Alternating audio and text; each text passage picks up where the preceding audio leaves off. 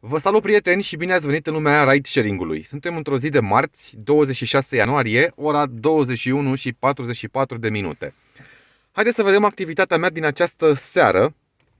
Am ieșit pe traseu la ora 18 și 16 minute, prima comandă fiind de 15 lei și 60 de bani, terminând acum vreo 20 de minute cu o comandă de 35 de lei și 90 de bani, o distanță de 17 km și 46 de minute durata de efectuare a acestei comenzi.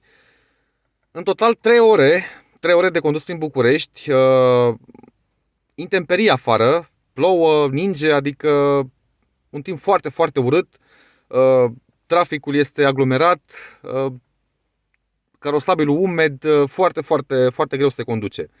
Și cu toate acestea, în 3 ore de condus, suma de 83,80 brut. Atenție, pentru că dacă ne uităm la câștigul net, este de 67 de lei,04 bani, din care se va scade și comisionul firmei partenere de 10%, adică încă minus 6,7 lei, rămânem undeva cu 60 de lei venit net. Deci 60 de lei venit net în 3 ore de condus în București, în trafic aglomerat și intemperii.